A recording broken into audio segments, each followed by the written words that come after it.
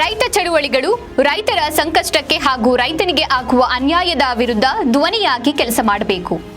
ನರಗುಂದ ನವಲಗುಂದ ಚಳುವಳಿಯ ಕಾಲದಲ್ಲಿ ಇದ್ದ ರೈತ ಸಂಘಟನೆಗಳ ಬಲ ಈಗ ಹರಿದು ಹಂಚಿ ಹೋಗಿದೆ ಎಂದು ಅಖಂಡ ಕರ್ನಾಟಕ ರಾಜ್ಯ ರೈತ ಸಂಘದ ರಾಜ್ಯಾಧ್ಯಕ್ಷ ಸೋಮಗುದ್ದು ರಂಗಸ್ವಾಮಿ ಕಳವಳ ವ್ಯಕ್ತಪಡಿಸಿದ್ದಾರೆ.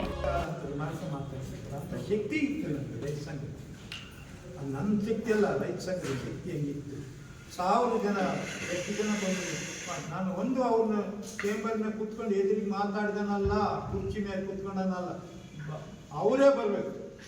ಅದೇ ಇಲ್ಲ ಯಾರು ಡಿ ಸಿ ಅವನು ಹೋಗಿ ಜವಾನ ಕಾಯ್ತಾನಲ್ಲ ಬಾಗಿಲು ಸರ್ ಕರೀತಾರೆ ಸರ್,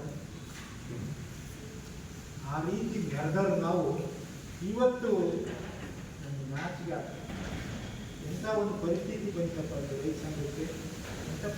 ಅವರು ನಗರದ ಪ್ರವಾಸಿ ಮಂದಿರದಲ್ಲಿ ಆಯೋಜಿಸಿದ್ದ ರೈತ ಹುತಾತ್ಮರ ದಿನಾಚರಣೆ ಅಂಗವಾಗಿ 1 ನಿಮಿಷಗಳ ಕಾಲ ಮೌನಾಚರಿಸಿ ನಂತರ ರೈತ ಮುಖಂಡರನ್ನ ಉದ್ದೇಶಿಸಿ ಮಾತನಾಡಿದ ಅವರು, ಇಂದಿನ ಕಾಲಘಟ್ಟದಲ್ಲಿ ಕೇವಲ ಪದವಿಗಾಗಿ ಅಧಿಕಾರಕ್ಕಾಗಿ ಕೆಲವರು ತಮ್ಮ ರೈತ ಸಂಘಗಳನ್ನ ಬಳಸಿಕೊಳ್ಳುತ್ತಿದ್ದಾರೆ.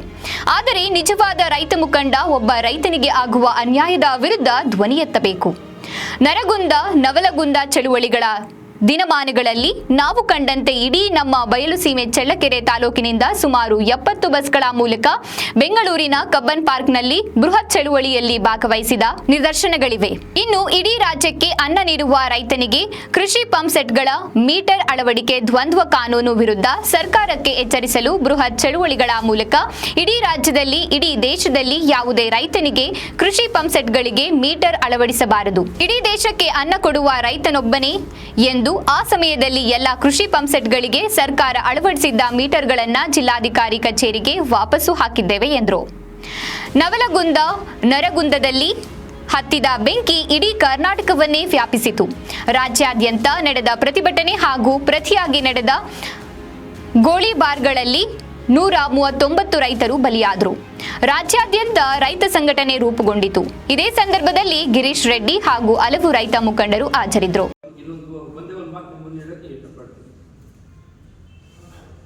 ಒಂದು 100 ಚೀಲ ಅಥವಾ 500 ಚೀಲ ಭತ್ತ, ಜೊಳ್ಳು ಭತ್ತವನ್ನು ತುಂಬಿಸಿ ಗೋಡಂಬಿ ಕೊಟ್ಕೊಂಡ್ರೆ ಅವನು ದಿನ ಮಾಡಿಸಿದ್ರೆ ಏನಾಗ್ಬೋದು? ಏನು ಅಕ್ಕಿ ಸಿಗುತ್ತಾ? ಸಿಕ್ಕಲ್ಲ.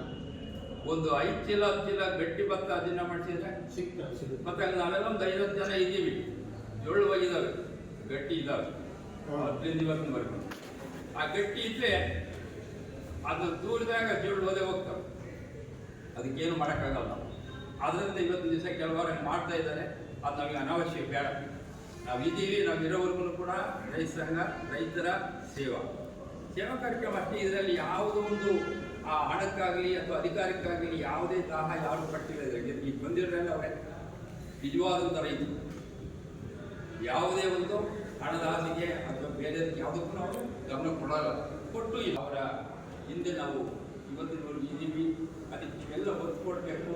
ಮತ್ತು ಅದೇ ರೀತಿ ಇಂತಹ ಗಟ್ಟಿ ಭತ್ತಗಳು ಮತ್ತೆ ತಯಾರಾಗಬೇಕಾಗಿದೆ. ನಮ್ಮ ಜಿಲ್ಲೆಗೆ ತಯಾರು ಮಾಡ್ತಾರೆ ನಮ್ಮ ಬೆಳಸಂಗ ದೇವರ ಬೆಂಗಳೂರುವರೆಗೂ ಇಡೀ ಬೆಂಗಳೂರು ಆವರಿಸಿತ್ತು ಈ ಅದೃಷ್ಟ. ಎಲ್ಲೆಲ್ಲಿ ಜಾಗ ಇರಲಿಲ್ಲ. 5 ಲಕ್ಷ ಜನ ಬೆಂಗಳೂರು ತುಂಬ ಅವತ್ತು ಹೋರಾಟ ಮಾಡಿ ಪಂಪ್ ಸೆಟ್ಟಿನ ಮೀಟರ್ ತೆಗೆಸಿದ್ದು ನಾವು ಇಟ್ಕೊಂಡ್ರೆ ಇವತ್ತು ಒಂದು ಪಂಪ್ ಸೆಟ್ಟಿಗೆ ಎಷ್ಟೆಷ್ಟು ಸಾವಿರಾರು ಕನಿಷ್ಠ 1 ಲಕ್ಷ 3 ಲಕ್ಷ 2 ಲಕ್ಷ ಆಗಿದ್ದು ಬೆಂಗಳೂರು. ಯಾರನ್ನು ಕಟ್ಟಿದೀವ? ಅವತ್ತು ತೆಗೆಸಿರ್ತಕ್ಕಂಥದ್ದು. ಇವತ್ತು ಈ ರೈತ ಸಂಘ ಬಿದ್ದೋದ್ರೆ ಮತ್ತೆ ಅದೇ ಒಂದು ಏನೋ ಮೀಟರ್ಗೂ ಬಂದ್ಬಿಟ್ಟಂಥ ರೈತರಿಗೆ ಮನೆ ಮೀಟರ್ ದುಡ್ಡು ಕಟ್ಟಕ್ಕೆ ಆಗಲ್ಲ. ನಾವು ಅಂಥದ್ದು ರೈತ ಸಂಘ ಹೋಗಿ ರೈತಾಕಿ ಮಾಡಿ ಅದ್ರ ಬಿಲ್ ಕಟ್ಟಿ ನಾವು ಉಳಿತೀವ? ಆಗಲ್ಲ. ಅದಕ್ಕಾಗಿ ನಮ್ಗೆ ಹೋರಾಟ ಬೇಕಿದು. ಬೇರೆ ಯಾವುದು ಬೇಡ ಅಂದರೆ ಅದಕ್ಕೆ ಬೇಕು. ಅದನ್ನು ಇಡೀ ಎಲ್ಲೂ ಯಾವ ಜಿಲ್ಲೆಯಲ್ಲೂ ಆಗಿಲ್ಲ.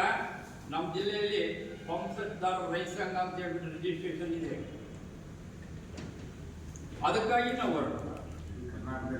ಕರ್ನಾಟಕದಲ್ಲಿ ಎಲ್ಲೂ ಇಲ್ಲ. ಅದು ನಮ್ಮ ಜಿಲ್ಲೆಯಲ್ಲಿ ಮಾಡಿದ್ವಿ. ಅದಕ್ಕೋಸ್ಕರ ನಾವು ಈ ಸಂಘಟನೆ ಮಾಡ್ಕೊಳ್ಳೇಬೇಕು. ರೈತರ ನಾಡಿಯಾಗಿ ನಾವು ನಡಿಬೇಕು ಅಂತ ಹೇಳ್ಬಿಟ್ಟು ಇದಕ್ಕೆಲ್ಲ ನನಗೆ ಅವಕಾಶ ಕೊಟ್ಟಿದ್ದಕ್ಕೆ ನನಗೆ ಮಾತು ಮುಗಿಸಿ. ಏನಾಗುತ್ತೆ ಅಂದರೆ ಫೋನ್ ಪೇ ಇದ್ದಂಗೆ ಈಗ ನಿಮ್ಮ ಅಕೌಂಟಿಗೆ ಯಾವ್ದಾದ್ರು ಸರ್ಕಾರದ ಇನ್ಶೂರೆನ್ಸು ಬೆಳೆ ಪರಿಹಾರ ಬಿದ್ದರೆ ಅವ್ರು ಹೆಂಗೆ ಸಾಲಕ್ಕೆ ಜಮಾ ಮಾಡ್ಕೊಂತಾರೆ, ನಿಮ್ಮ ಅಕೌಂಟ್ನಾಗ ದುಡ್ಡಿದ್ರೆ ಅವ್ರು ಹಂಗೆ ಕರೆಂಟ್ ಮೀಟ್ರ್ ಕಟ್ಕೊಂತಾರೆ, ಕರೆಂಟ್ ಫೀಸ್ ಕಟ್ಕೊಂತಾರೆ.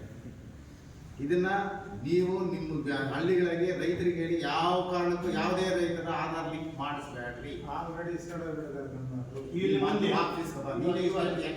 ಅದು ಏನಿಲ್ಲ, ನೀನು ಆಧಾರ್ ಲಿಂಕ್ ಆಯ್ತಂದ್ರೆ ಫೋನ್ ಪೇ ಇದ್ದಂಗೆ ನಿನ್ನ ಅಕೌಂಟ್ನಾಗ ದುಡ್ಡು ತನ್ನಷ್ಟು ತಾನೇ ಅವ್ರು ಕರೆಂಟ್ ಆಫೀಸರ್ ಹೇಳ್ಕೊಬಿಡ್ತಾರೆ. ಇದು ಬಹಳ ಜನಕ್ಕೆ ಗೊತ್ತಿಲ್ಲ. ಅದಕ್ಕೆ ದಯಮಾಡಿ ಯಾರು ಆಧಾರ್ ಲಿಂಕ್ ಮಾಡಿಸ್ಬೇಡ. ಬಾಡಿಗೆ ಆಧಾರ್ ಕಾರ್ಡ್ ಅಥವಾ ಆಧಾರ್ ನಂಬರ್ ಇದು ಬಾಡಿಗೆ ಆಧಾರ್ ಲಿಂಕ್ ಮಾಡಿಸಿದ ತಕ್ಷಣನೇ IP ಸೆಟ್ಟಿಗೆ ಐ ಪಿ ಸೆಟ್ಟಿಂಗ್ ನೀನು ಮಾಡಿದ ತಕ್ಷಣ ಐ ಪಿ ಸೆಟ್ ನಿನ್ನ ಅಕೌಂಟ್ನಾಗ ಆಧಾರ್ ನಂಬರ್ ಇದ್ರೆ ಫೋನ್ ಪೇ ಇರೋದಿಲ್ವಾ? ನೀನು ಫೋನ್ ಪೇಗೆ ಫೋನ್ ನಂಬರ್ ಕೊಟ್ಟಿರ್ತಾನೆ, ಆಧಾರ್ ನಂಬರ್ನಾಗ ಇರುತ್ತೆ ತಾನೆ ನಿನ್ನ ಫೋನ್ ನಂಬರ್.